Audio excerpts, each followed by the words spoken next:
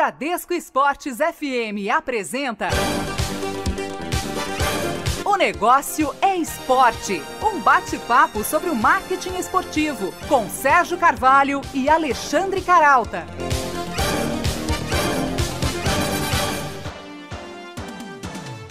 Olá para você ligado na Bradesco Esportes FM, começamos mais uma edição de O Negócio é Esporte. Olá também para você que ouve o nosso programa pela internet, na nossa página www.onegocioesporte.com.br e para você também que ouve o nosso programa pelo aplicativo Band Rádios, que você pode baixar gratuitamente na Google Play Store ou na Apple Play Store. Para você que não tem o aplicativo, é só baixar de graça.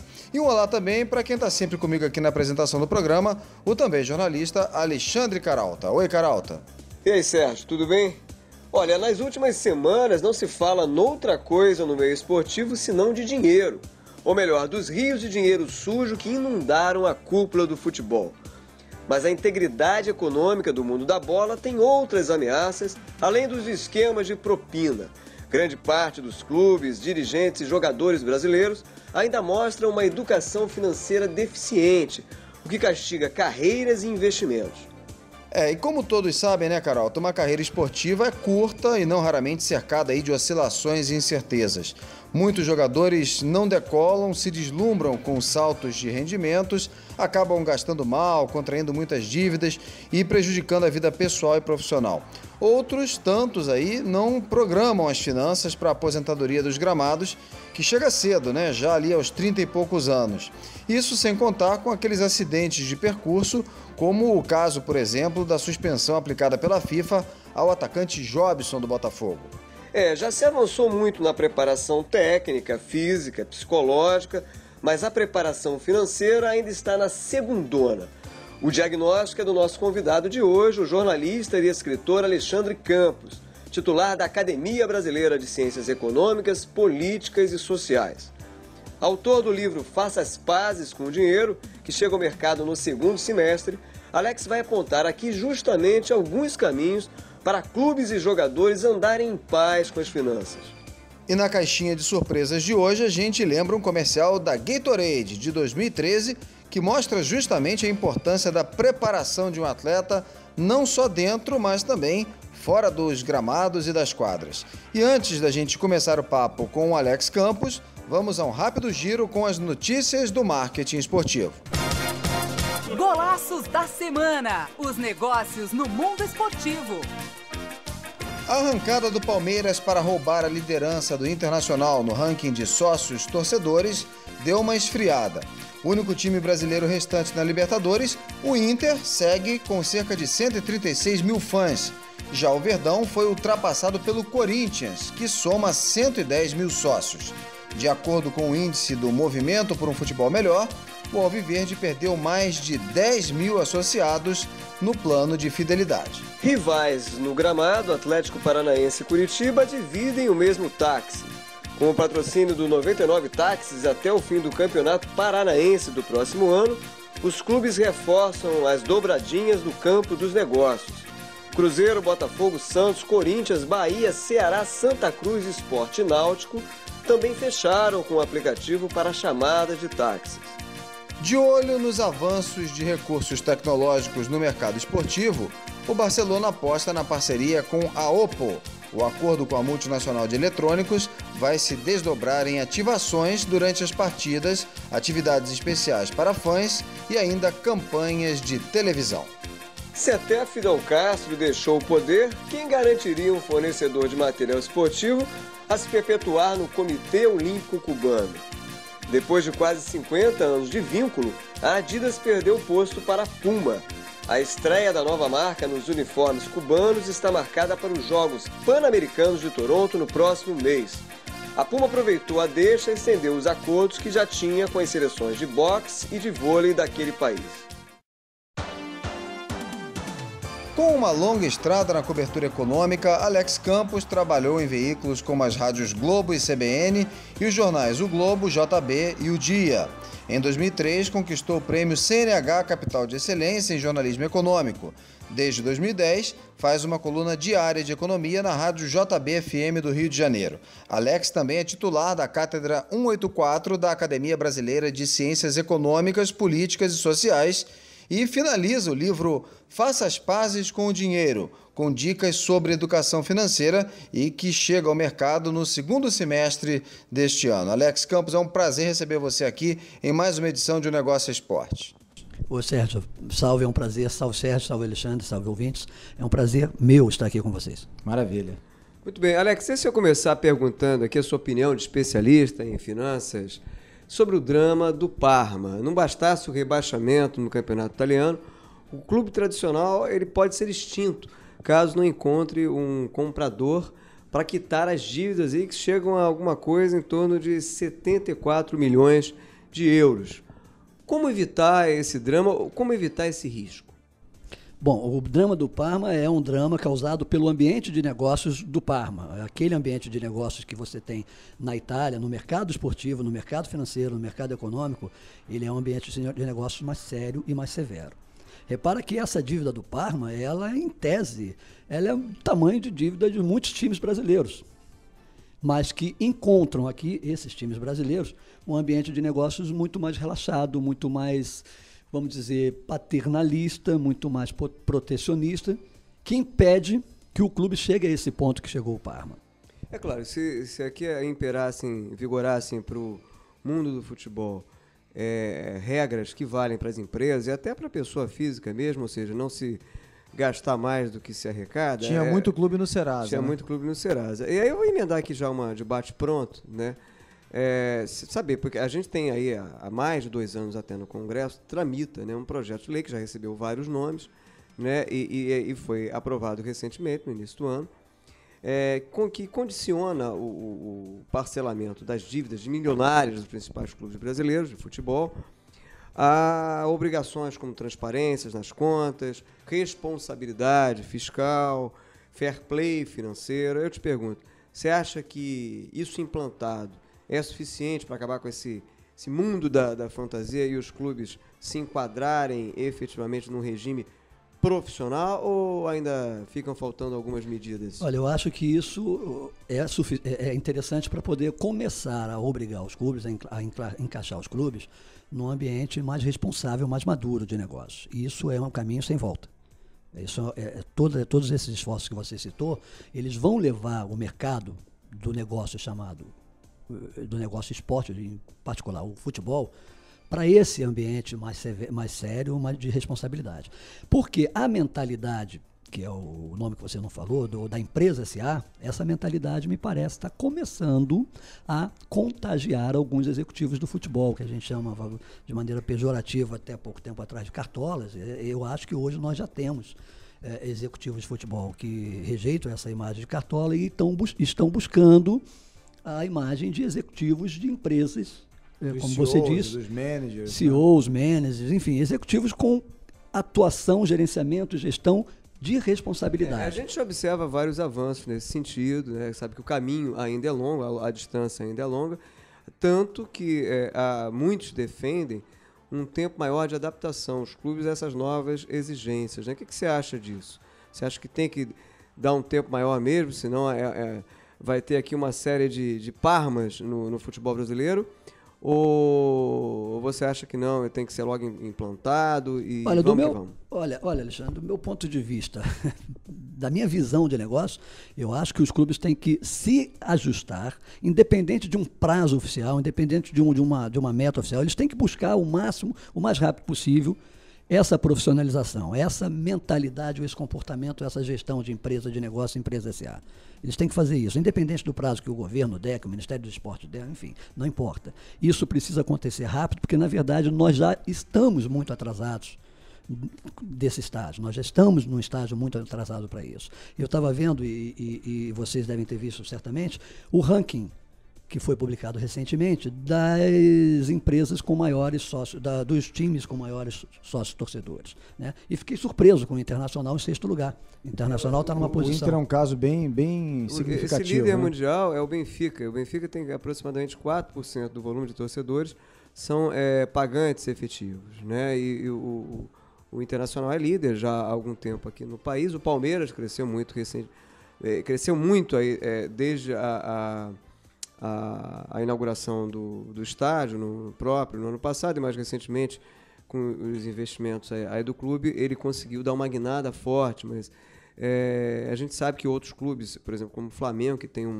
uma massa, o time de maior torcida, inclusive líder no Centro-Oeste, no Sul e no Norte, né?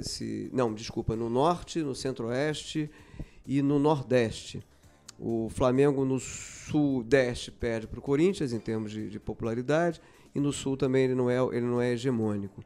Então, um clube como o Flamengo, é claro que se espera que ele tenha, já que você tocou nesse ponto de sócio-torcedor, é sempre um ponto recorrente aqui no Negócio Esporte, né? O Flamengo é um dos times dos quais se espera aí um volume, uma participação maior, né? Considerando o volume de torcedores. Mas em que a gente pode, né, associar a saúde financeira, a educação financeira de um clube com a capacidade de atrair mais sócios torcedores? Olha, é fundamental que essa educação financeira, essa mentalidade financeira venha dos executivos. Me parece que hoje, por trás, nos bastidores, nos gabinetes ali do Flamengo, nós temos profissionais preocupados com isso, mas responsáveis em relação a esse equilíbrio financeiro, né? Os caras não estão preocupados só com o clube na beira do campo, eles estão preocupados com a estrutura, eles estão preocupados com toda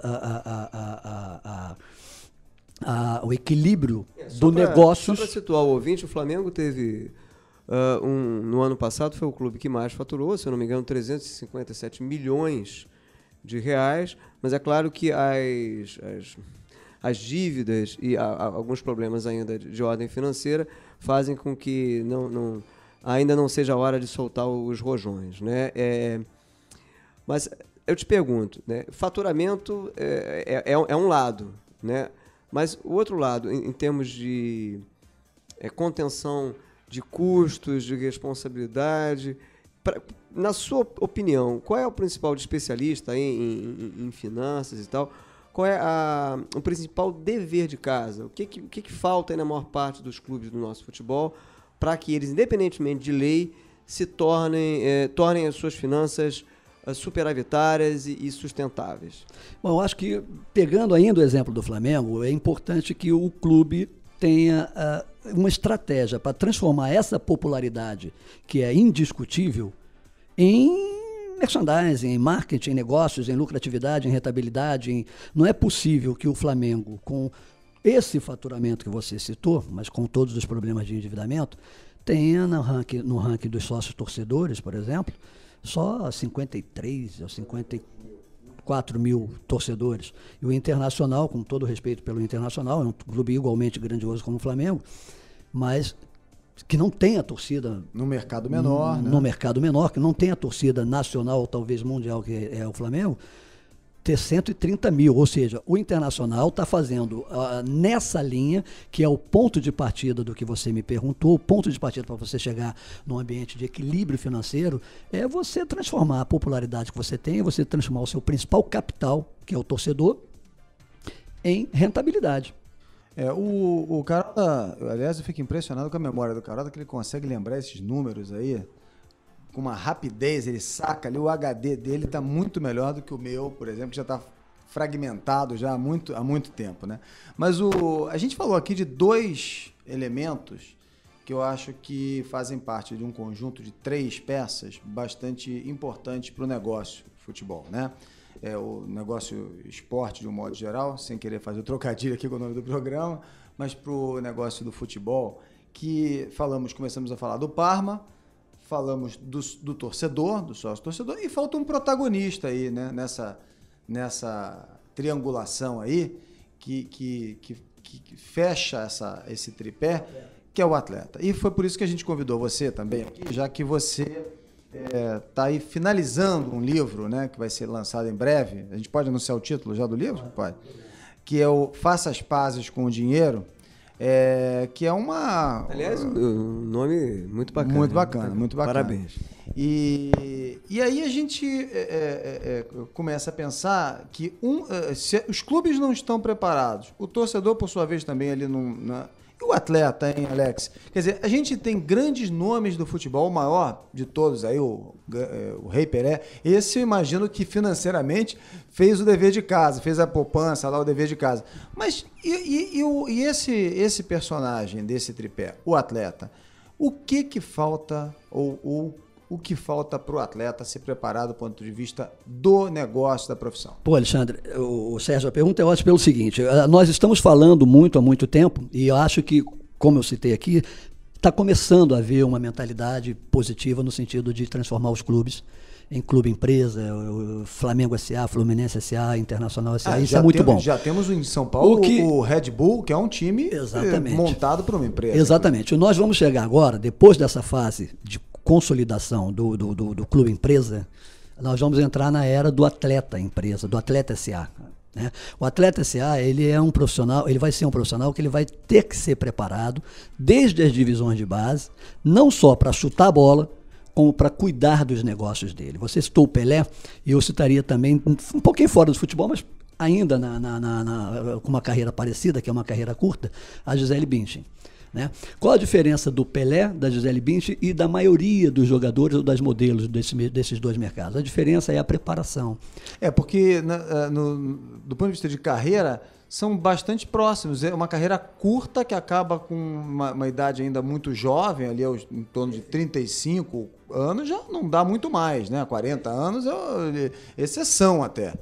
Só se for o Zé Roberto, ou se forem, né? Ou o Magno Alves. Mas isso aí são as exceções. Ou o Romário, que foi artilheiro com 40 anos. 40 anos. Mas veja bem, exatamente, o que eu citei justamente, o esporte, o atleta de futebol é a carreira de modelo, Gisele Bündchen e o Pelé, porque são duas carreiras curtas que costumam acabar ali pelos 27, 28 anos. Antigamente isso era uma aposentadoria nesses dois mercados. A Gisele Bündchen acabou de mostrar pra gente com essa despedida que ela fez recentemente no São Paulo Fashion Week, que a carreira pode sim chegar a passar dos 30 anos, ela continua sendo uma modelo relevante, numa idade que antigamente era considerada a vovó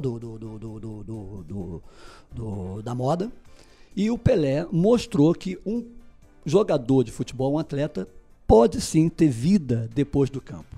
Isso é importante que entre na cabeça dos clubes, dos dirigentes e dos jogadores. A gente precisa que esses meninos que são treinados nas escolas de base recebam também treinamento financeiro. Só quero botar uma pilha aqui antes de fazer o nosso primeiro intervalo, tá aqui quase em cima do tempo, que é o seguinte.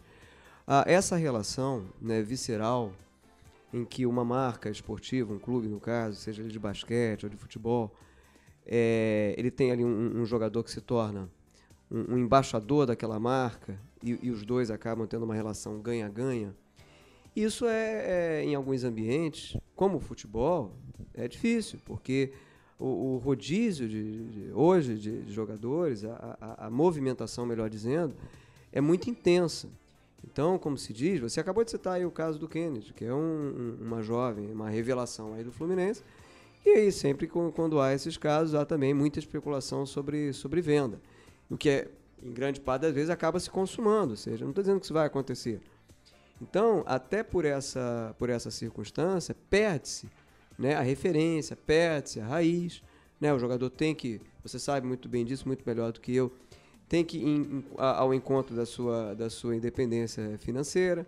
Isso faz com que ele muitas vezes tenha faça uma movimentação jogando em vários clubes. E aí fica difícil criar uma relação como essa entre o Jordan, né, e o Chicago Bulls. Eu acho que a gente precisa, e aí vamos retomar isso no segundo bloco, eu acho que a gente precisa esclarecer, assim, que são duas coisas distintas. Como é que o atleta profissional ele pode gerir melhor a sua carreira com uma educação financeira e o clube, né, pode contribuir para isso e se beneficiar disso. E a outra coisa é o que fazer? Como é que eu vou construir a minha carreira depois da minha carreira de atleta, né? Como é que eu vou construir isso? Quais são as opções? Aí a gente retoma esse papo depois do intervalo. O intervalo é rapidinho, a gente volta já já. Um pit stop. O negócio é esporte, volta já. Na Bradesco Esportes FM.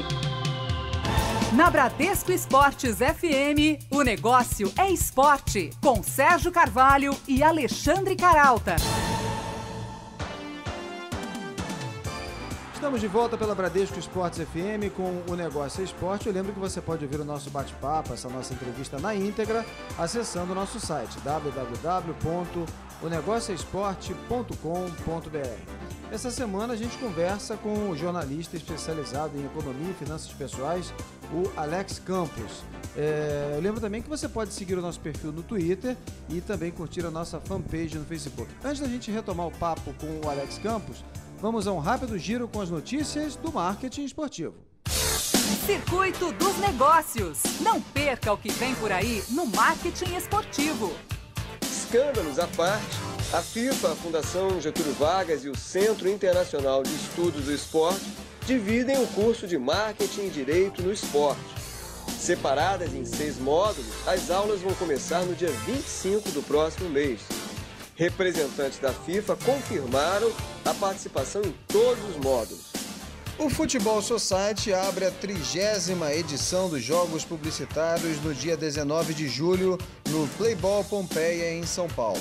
A iniciativa, organizada pela Associação dos Profissionais da Propaganda, programa também uma corrida de kart no mês de setembro. Com o tsunami que balança os alicerces do mundo da bola, cujo epicentro são os esquemas de propina acumulados na FIFA, ganha força no mercado literário obras como O Lado Sujo do Futebol. Escrito pelos jornalistas Amaury Ribeiro Júnior, Luiz Carlos Azenha, Leandro Siloni e Tony Chastinet, o livro revolve as jogadas de cartolas como o ainda presidente da FIFA, Joseph Blatter, e o ex-presidente da CBF, Ricardo Teixeira. E por falar em mercado literário, Drogba, o ex-atacante do Chelsea, vem ao Brasil esta semana para lançar a sua biografia. De Tito a Drogba conta a trajetória do jogador marfinense na forma de histórias em quadrinhos. Na visita ao Brasil, o jogador também vai apadrinhar uma ONG que cuida de crianças com câncer. E agora, retomando esse papo aí com o Alex Campos, que é jornalista especializado em finanças pessoais, estamos falando aqui como aplicar essas competências ao mundo do esporte. Particularmente, até a gente está conversando aqui muito sobre futebol, não à toa, porque ao longo aí da história não são raros os casos em que jogadores talentosos, brilhantes até, acabam terminando precocemente suas carreiras ou não fazendo o dinheiro que eles acumularam ao longo da carreira se multiplicar, né? Perdem logo aquilo que eles construíram, né?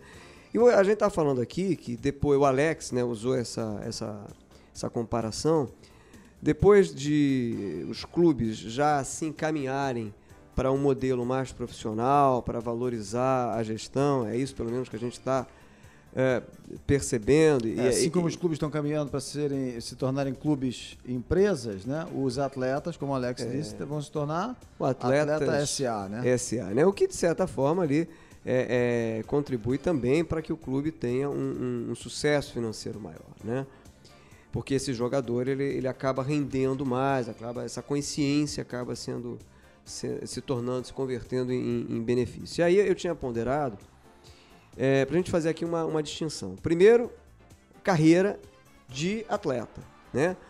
O que o clube e o atleta precisam fazer para ter esse condicionamento financeiro? Você acha que é possível incluir isso, por exemplo, como uma prática já do RH, né, do Núcleo de Recursos Humanos, ao ser contratado o jogador, assim como ele recebe ali um condicionamento físico, hoje um condicionamento psicológico, você acha que existe espaço para esse modelo em que ele receberia também um atendimento financeiro? Existe algo concreto nesse sentido ou ainda estamos distante dessa realidade?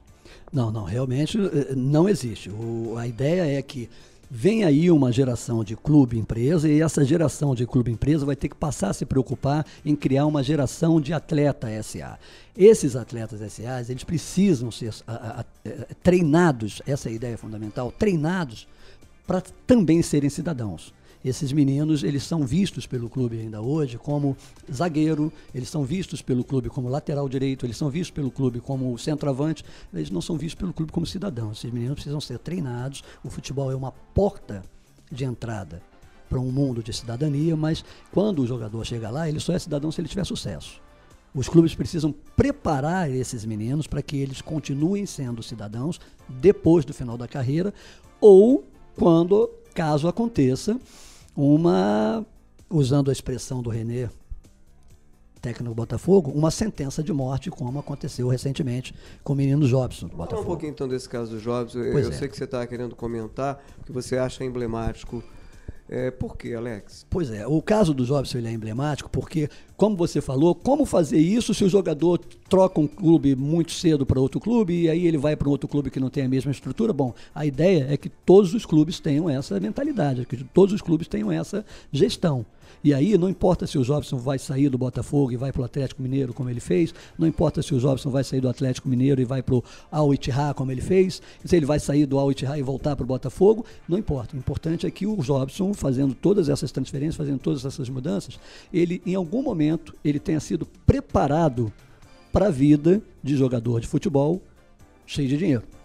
Ele vem de uma vida de muita privação, de muita falta de recursos, falta de estrutura, talvez até familiar, e ninguém em nenhum momento se preocupou em suprir ou substituir todas essas privações que esse menino teve. E o resultado, nesse caso, foi muito triste. Isso que você está falando, a gente pode comparar, por exemplo, com uma falta, e ainda há, por mais que tenha melhorado, talvez ainda não estejamos no ideal, né?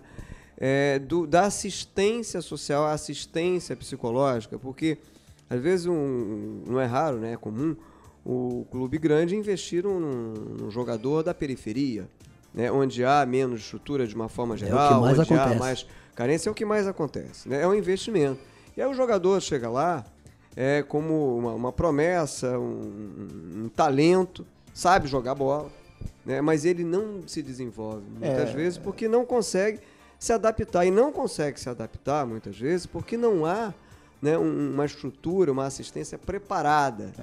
Isso já melhorou, né? Nos programas de esporte, no rádio, na televisão, normalmente, na crônica esportiva, né, usa-se aquela expressão, usava-se pelo menos a expressão de que aquele jogador não tem cabeça, né? Não tem cabeça. Ele não tem cabeça, ele não tem cabeça. Na verdade, ele não falta. Eu lembro de um caso financeira também. Eu lembro de um caso do Vasco, por exemplo. Estou dizendo que foi exatamente isso, mas eu acho que ilustra bem. O Vasco contratou o Juninho Pernambucano, tinha contratado o Juninho e o Leonardo. E o Leonardo era talvez a principal aposta, porque ambos vieram do esporte. O Leonardo um atacante muito bom e o Juninho também ali veio de contrapeso. Mais jovem, talvez não chegue a tanto, mas não era a principal contratação. A principal aposta na época era o Leonardo. Bom, assim, o jogador não desaprende, né? Mas ele, por um motivo ou outro, ele não se adaptou. E a gente percebe que os clubes, de uma forma geral, não tinham, já melhorou, essa preocupação sistemática, profissional, né, em dar ao jogador uma assistência de maneira que ele possa render mais. A tua ideia é que essa mesma lógica se estenda, ou isso, de certa forma, se torna inexorável, inevitável, dentro de um ambiente profissional, de clubes profissionais, de clubes com modelos de empresa, né, se estenda ao jogador. Mas a minha pergunta continua sendo o seguinte: como é que eu vou fazer isso na prática? Como é que o clube pode se estruturar para prestar essa assistência de educação financeira ao jogador? Qual é o modelo que você acha execuível? Olha, os clubes podem e devem buscar, por exemplo, nós temos vários agências de classificação de melhores empresas para se trabalhar. fora do ambiente esportivo. Maiores Nós temos e melhores, né? Great Place to Work, enfim, tem várias dessas qualificações. Os clubes podem, por exemplo, desenvolver parcerias com essas agências para conhecer esse modelo, para entender esse modelo, o que é que faz o seu funcionário gostar dessa empresa, o que é que faz o seu funcionário ser feliz aqui, porque ser feliz hoje numa empresa não é só ter um grande salário. Ser feliz hoje numa empresa depende de uma série de fatores, uma série de variantes, uma série de variáveis. E o clube pode, por exemplo, seguir esse modelo fora do ambiente esportivo, obviamente, porque naturalmente os clubes estão lá buscando gestões de outros mercados, de outras áreas, daí o nome clube empresa. E é um caminho a ser seguido. O que é que faz ser tão bom, por exemplo, me perdoe o merchandising, mas trabalhar na Natura. O que é que torna a Natura uma empresa tão humana? O que é que torna a Natura uma marca tão humana? Os clubes podem procurar esse caminho. Os clubes podem buscar esse caminho. Eu, por exemplo, eu procuraria entender como é possível, e qual é a estratégia, qual é o trabalho que se faz lá no Internacional de Porto Alegre para eles terem 130 mil sócios torcedores, enquanto o Flamengo aqui no Rio tem apenas 52, 53 mil. O que eles estão fazendo de certo para isso funcionar? Da mesma maneira, Alexandre, o que é que grandes empresas, eu volto a citar aqui Natura, tem uma série de outras, fazem para tornar o seu funcionário uma pessoa que vai trabalhar feliz naquela empresa, uma pessoa que se aposenta de maneira feliz daquela empresa e uma pessoa que tem uma longevidade e tem uma segurança e tem um equilíbrio financeiro, mesmo depois dessa aposentadoria daquela empresa. A gente tem raras exceções aí também de fidelização, né, de jogadores ou produtos, vamos chamar assim, né, sem nos permitirmos sermos tão mercantilistas, mas o jogador acaba sendo um produto de um clube, tá certo? Temos raras exceções aí de jogadores que mantêm esse vínculo, uma identidade muito forte como equipe. Você citou o Ronaldo, fenômeno, que ficou associado ao Corinthians, mas o Ronaldo jogou pouquíssimo no Corinthians. Talvez a gente tenha aí dois exemplos mais recentes, né, de identificação entre jogador e clube. O Rogério Ceni, goleiro do São Paulo, coincidentemente dois goleiros que me vieram à cabeça aqui. E o Marcos, goleiro do Palmeiras. E tem o terceiro, que é o Fábio do Cruzeiro, que criou também vínculos importantíssimos com o clube. Então, essa identificação, essa fidelização também é importante. E aí eu queria voltar de novo para o personagem, para a pessoa, né, que é tão importante, né? Vou pegar um exemplo aqui, saindo um pouquinho do futebol, do Floyd Mayweather, que é um lutador, né, que não tem patrocinadores fixos, sem patrocinadores fixos, né, porque diferentemente do futebol, onde você tem os patrocínios fora do jogo, ali fora da equipe, né, um ou outro jogador, pela sua relevância, assina um ou outro contrato, e aí talvez esteja dificuldade em administrar essa fortuna paralela, e o clube lá tem o seu contrato. Mas no caso de um atleta individual, a gente tem agora um exemplo do Gabriel Medina no surf, despontando aí, por exemplo, mas pegando o exemplo do Floyd Mayweather, que é do boxe, não tem patrocínios fixos, mas tem aí muito dinheiro, tem até, abraça esse título atleta, ostentação, tá certo? Um profissional que ganha tanto dinheiro assim, com essa riqueza enorme, a gente pode dizer que essa riqueza, essa fortuna tem data de vencimento, tem data de validade, Alex? Se não for feito um trabalho... Não há dúvida. Tudo vai depender da preparação financeira que ele teve. Ele, como uma marca, como um grande boxeador, como um grande atleta, ele provou uma capacidade muito grande de gerar rentabilidade.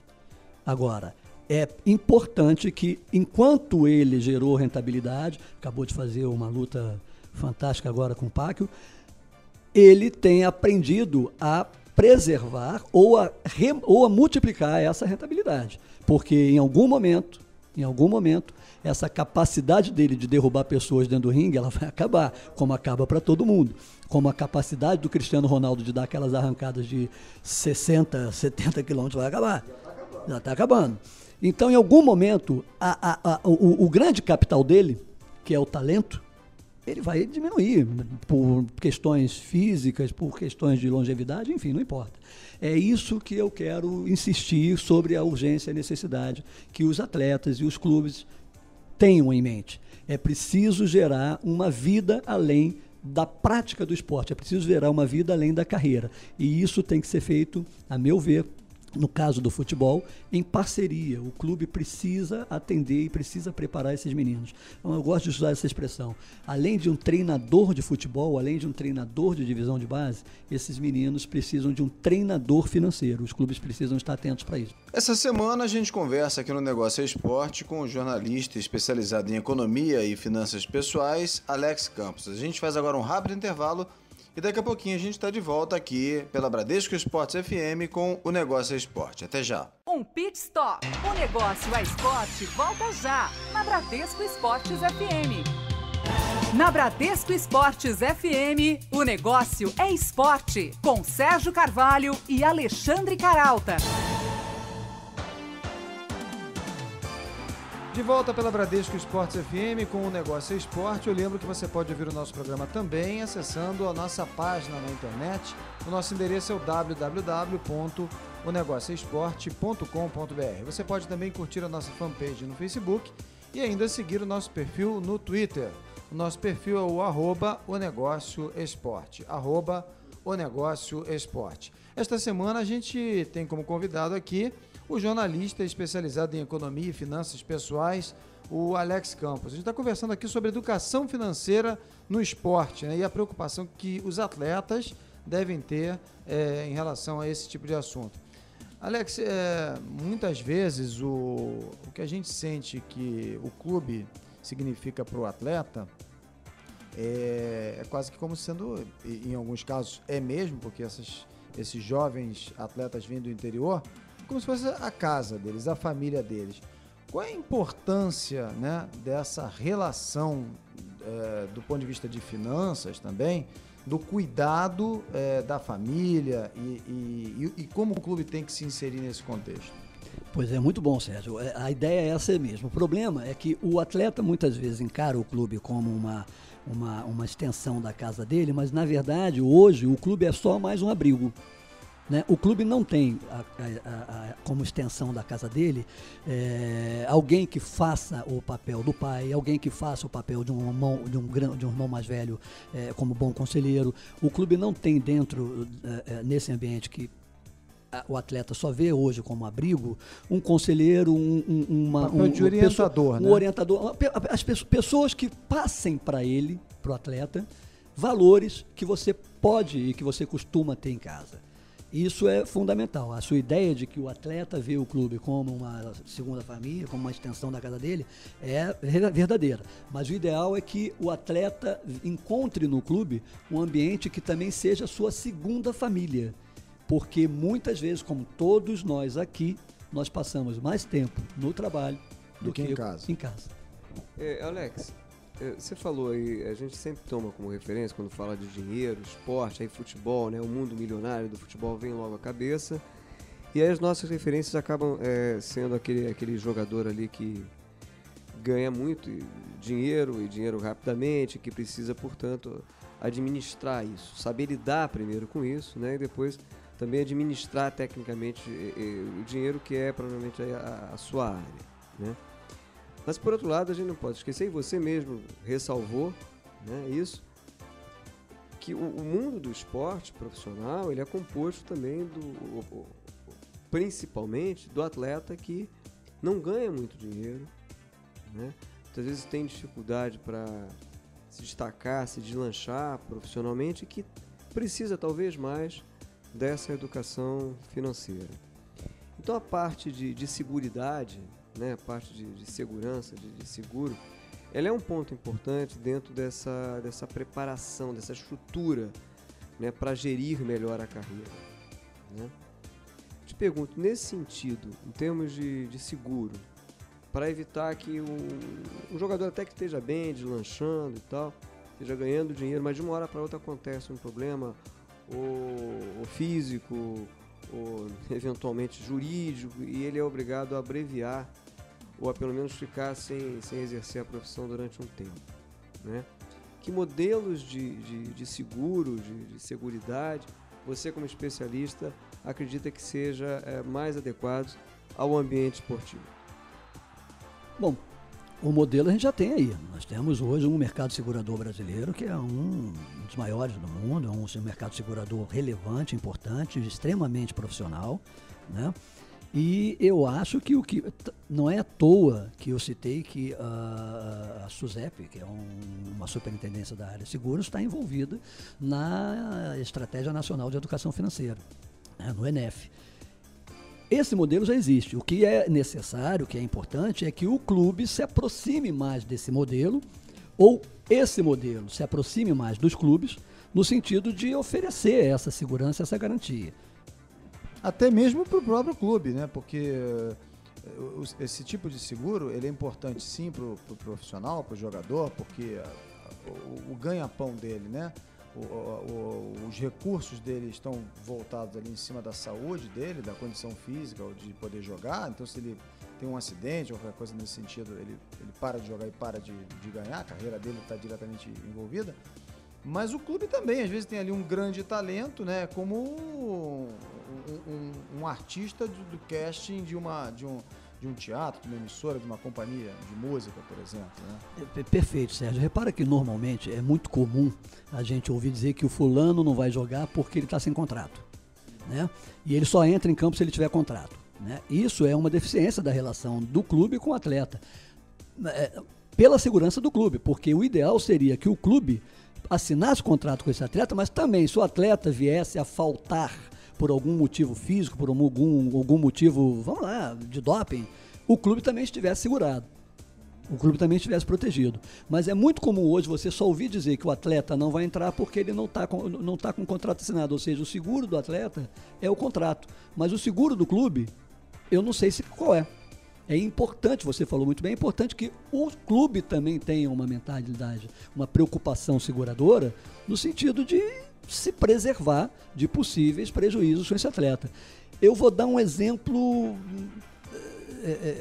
vamos fulanizar esse caso. O Fluminense acabou de renovar com o Fred por mais 4 anos, né?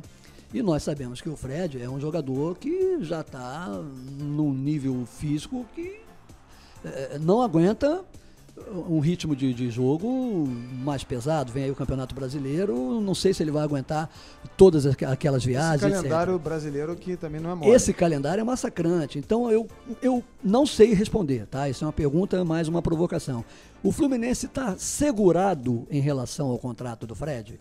Se o Fred vier a ter uma lesão, uma dificuldade mais longa, e as lesões do Fred normalmente são de médio a longo prazo, o Fluminense está segurado com relação a esse contrato? Não sei. O Fred, a meu ver, está protegido para os próximos 4 anos. A minha pergunta é, o Fluminense tem essa proteção? Você tocou num ponto importante aí, que é relacionado ao ambiente. A gente sabe que, estamos falando aqui de educação financeira, carreira, e o ambiente de negócio, o ambiente no qual se insere o mundo esportivo, né? O contratante, o profissional do esporte, seja ele de futebol ou de outra modalidade, é fundamental para que haja um avanço, né, dessa saúde financeira, não só das organizações, mas dos profissionais que compõem essas organizações, dos jogadores. Dos agentes. Dos agentes, exatamente. E aí você tocou num ponto aí que é o calendário, né? O calendário é visto como ainda longe do ideal, porque é muito intenso, isso tem uma série de desdobramentos, inclusive para o marketing. Mas eu queria tocar aqui num outro aspecto.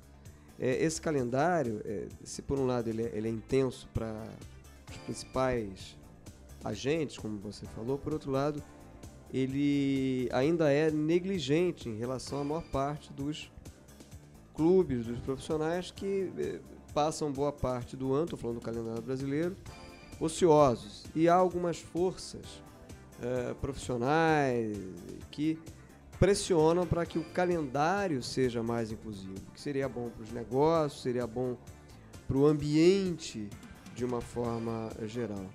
E isso também contribuiria para quê? Para que houvesse um avanço em relação à saúde financeira. Não daquele jogador, daquele clube de ponta, mas daquela base, né, de clubes e de jogadores que muitas vezes o custo de salário não chega a R$1.000, por exemplo, né? A gente sabe que às vezes joga ainda num esquema próximo do amador. Né? Você acredita que essa peça e o calendário também seja fundamental para melhorar a saúde financeira dos jogadores e dos clubes?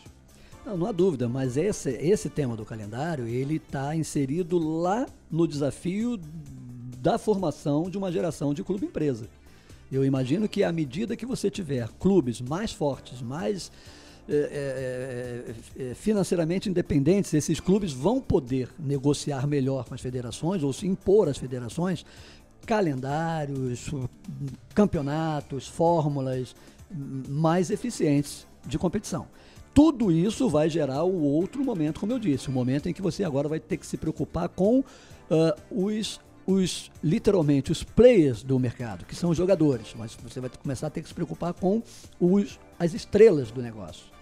Entendeu? Então, acho que o calendário está naquele momento que a gente falou no início, da formação de uma geração de clube-empresas.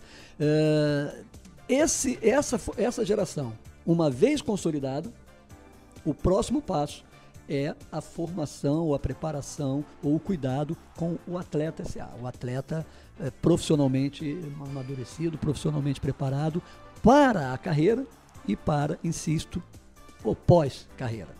Alex, eu lembro que a gente conversa essa semana aqui no Negócio Esporte com o jornalista especializado em economia e finanças pessoais, o Alex Campos. Alex, nesse momento em que a gente vive aí de preocupação financeira, né, de um modo geral, parece que só daqui a 2 anos é que a coisa vai melhorar um pouco, pelo menos o que dizem os especialistas, né, você é um deles, né? Fala-se muito em investimentos para tentar garantir o capital ou evitar perdas maiores. E fala-se muito em tesouro direto, esses investimentos, né? A própria caderneta de poupança que já não está valendo tanto a pena, evidentemente. Queria perguntar a você se, para essas carreiras, como dos atletas, de um curto prazo, né, é muito diferente, é muito mais arriscado, e que tipo de investimento esse jovem atleta onde ele deve investir? Qual é a carteira de investimentos para o atleta? É isso. Essa pergunta é ótima, né? E eu acho o seguinte, dentro do ambiente do sistema financeiro, mercado financeiro, existem muitas outras opções boas para o atleta. Né? Você citou o Tesouro Direto, que é uma opção muito boa para o médio e longo prazo, mas tem muitas outras opções de renda fixa, muitas coisas boas. Mas eu vejo, especificamente para o atleta, Alexandre, um mercado muito interessante, que é o franchise. Né? Hoje você tem excelentes franquias de negócios por 300 mil, 400 mil, 500 mil reais. Mas aí ele não pode comprar o Cayenne. Exatamente, é isso aí que eu ia chegar lá. Mas aí ele não pode comprar um carro de 2 milhões. Ele primeiro tem que, alguns deles a gente vê muito bonito, muito legal. Eu comprei uma casa para minha mãe. Bacana, ótimo. Esse menino fez de ouro, né? Esse menino fez um grande negócio para ele, para a família dele, para as relações familiares dele. Mas quando esse menino comprou uma casa para a mãe, repara que ele já levou para o clube alguns valores familiares dos quais eu falava. Isso é muito bom. O segundo momento depois desse menino comprar essa casa, era ele comprar uma franquia, né? Ele investir numa franquia, porque 300 mil reais, 400 mil reais ou até 500 mil reais para um jogador que é uma promessa, para um jogador que está ganhando salário de executivo, 50 mil, 60 mil reais, não é muito dinheiro. E aí eu vou... E uma boa franquia é a carreira de futebol, é a carreira que esse rapaz vai poder ter depois que ele parar de jogar futebol. Nós temos muitos casos, tá? Nós temos muitos casos, mas nós não temos tantos casos como poderiam existir. Maravilha, a gente poderia aqui ficar conversando mais uns 2 programas, a gente vai fazer um outro bate-papo, depois você vai voltar aí numa outra oportunidade.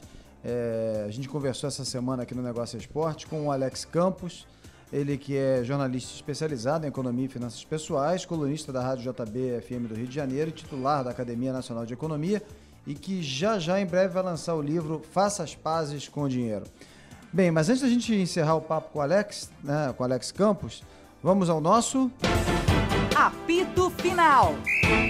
E no nosso apito final de hoje, então, com o Alex Campos, jornalista especializado em economia e finanças pessoais, eu vou começar, Alex, perguntando a você sobre uma jogada de mestre. Uma jogada de mestre, dentro do espírito de tudo que nós conversamos, é Pelé e Gisele Bündchen.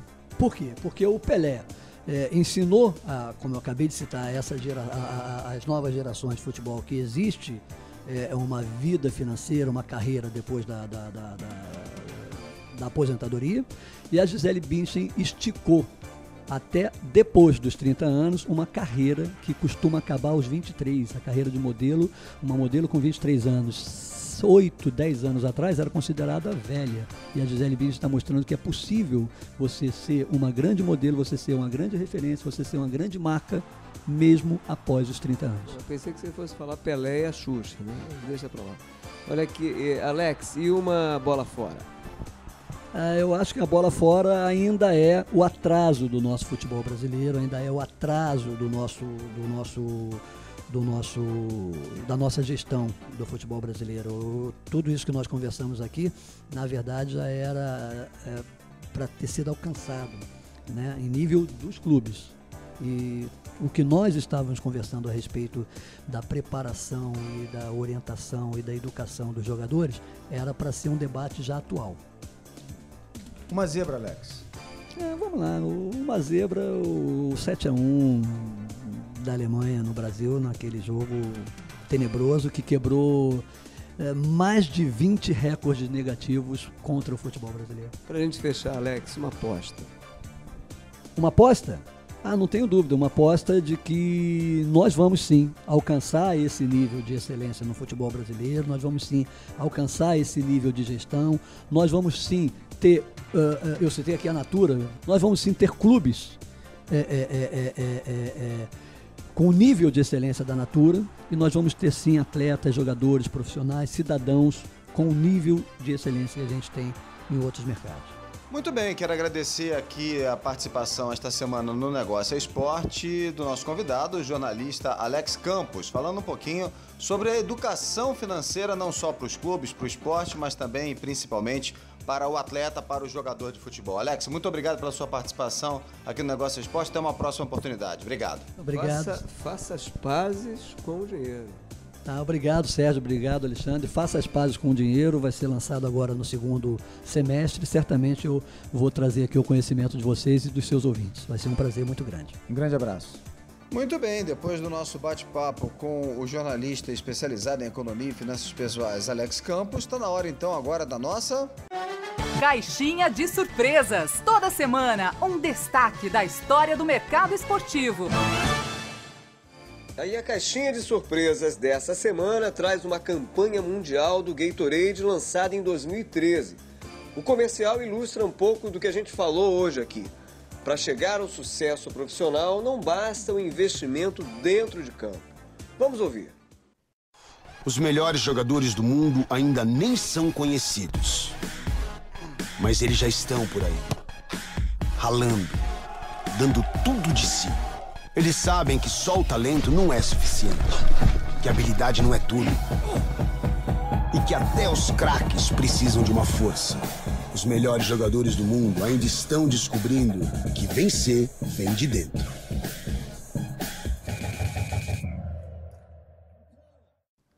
Criada pela TWA Chiat Day e produzida pela Rabbit Content e Final Cut, a campanha lançou a mensagem Abastecendo o Futuro do Futebol.